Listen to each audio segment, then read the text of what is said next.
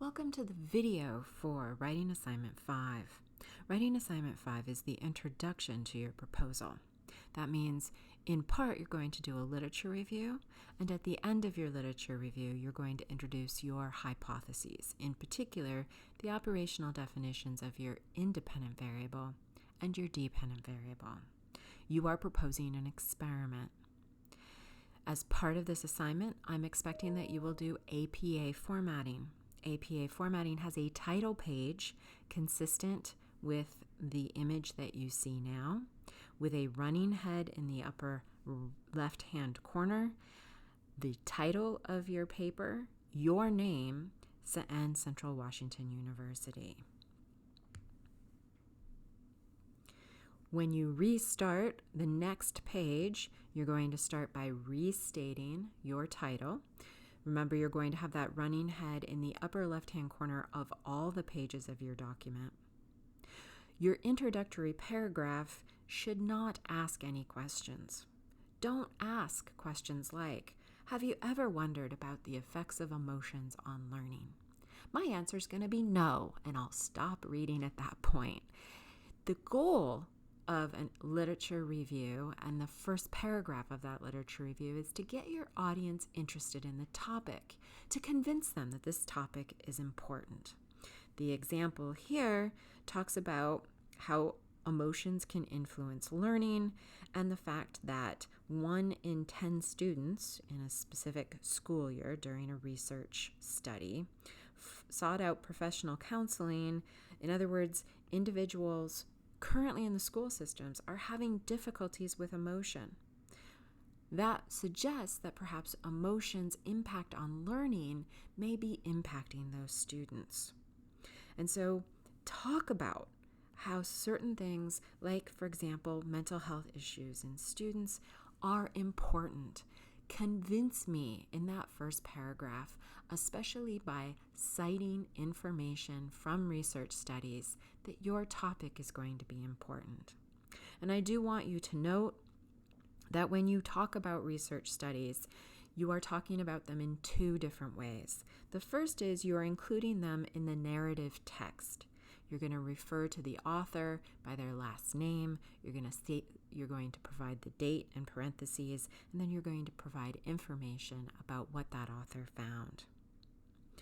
The next paragraph after your broad introduction should be in some way related to the independent variable that you're selecting. Because this study is named Effects of Emotions on Learning, I assume that the independent variable is going to be emotions, and therefore I should be about to read about an independent variable that other researchers have used that's related to emotions. Keep in mind, I do not expect you to find a study that actually tests your specific hypothesis. I do expect you to find a study that has used the similar or the same independent variable to what you are using.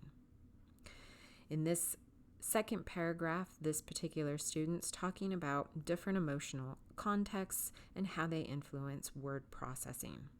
Specifically, they're citing a research article by Hinogia et al. Here we have a research article that is authored by more than 2, because et al. Means and others. We're using et al., the Latin term, within the narrative text. We can also use it in parenthetical notation at the end of statements. Do keep in mind that whenever you cite a fact, I'm going to expect you to back it up, either with a narrative text reference to the authors and the year of the research study or article that you found, or that parenthetical notation. We already have 2 articles that have been referred to in text, which means when I go to the references at the end of this document, I would expect to see the APA formatted references for those articles in the reference list. And in fact, here's Hinogi, the 2010 article, and here's the Muncie, the 2010 article that was, once again, in our broad introduction. As I go back, once again, this second paragraph is about the independent variable, and we're talking about research studies what their hypotheses were, what they manipulated, and importantly, what their results found, as well as the meaning of those results and why they might be significant to the current research topic. In this particular proposal, the author has gone on with more detail about how emotional enhancement can influence different kinds of memory. Once again, we're citing a research author that is a paper with three or more authors. And how do I know that? Well, because if it's only one author, we're not going to put at all. And if it's two authors, we're going to use both authors' names in that reference. So once again, this additional paragraph is not necessary, but it does provide the reader with more detail about the independent variable that's going to be utilized in this particular study. As we move on, we want to talk about the dependent variable. In particular, we're going to assume that's learning and how to study learning. And in this case, we're talking about more research that's being cited. Notice here that when we have two authors and we're using that citation in parentheses after citing a fact, we're going to use that fancy ampersand. When we are using narrative text, we do not use the ampersand. We refer to the authors of a paper in which there's two authors with an and in between. And so Rees and Roth, but once again, we're going to include the year of that research article in parentheses after we cite the authors.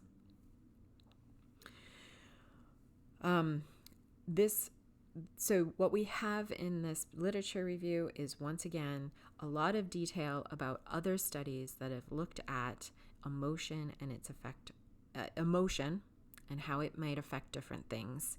And then we're talking about learning situations and what can influence learning. And so we've got things about education, we've got emotional discourse from the student's perspective. In other words, what we're doing is we're building evidence of different research projects and how they address the current topic. Importantly, at the very end of your proposal for the introduction, I'm going to expect you to talk about your study, and in particular what your hypothesis is going to be and what you're going to do with your independent and dependent variables. In this one, we see in our last paragraph that participants will be required to read a passage in which they're randomly assigned to one of three conditions: a text with positive emotional words bolded, a text with negative emotional words bolded, and a text with neutral words and no bolding. So we have a between subject design with three conditions, and we know our participants are going to be randomly assigned. That is our independent variable.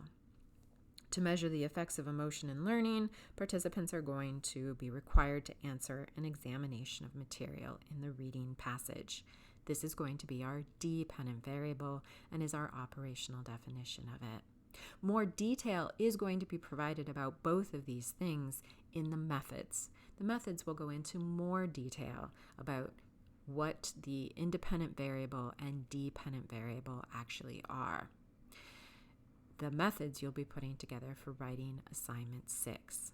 In writing assignment 5, we once again are working on this introduction, and the introduction is set up as a broad intro, a review of the literature, and then it concludes with an emphasis on your study. So far we've talked about the independent variable, we've talked about the dependent variable, and in particular, at some point in this literature review, in this introduction, I would expect you to cover what's been missing or how you're going to change what previous studies have done. And that's what the student who wrote this currently does. Previous research indicates that emotional arousal may increase retention rates. Hence, it is hypothesized that bolding positive emotional words in a reading passage will enhance the participant's ability to recall information. In other words, we are now talking about not just our independent and dependent variables, but the specific hypothesis and some directionality. And actually, what I should have pointed to is the way the current study is going to alter from other studies is right above this paragraph. And so the current study is going to change up some of the studies that had previously been discussed. So once again, in that ending paragraph, we have the IV, the DV, we have the hypothesis, and we also have the proposed directionality of the findings.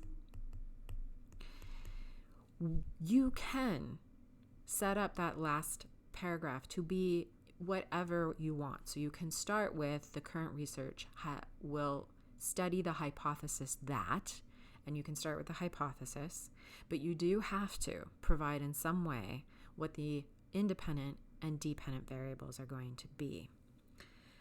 So once again, our introduction, which is sometimes called a literature review, must have a title page. That title page has a running head along with your name, the title, and your institution, Central. We're going to have an introduction itself that consists of 4 paragraphs. Remember, this all is in APA formatting. We're going to have at least 4 paragraphs because we have at least 4 things to talk about.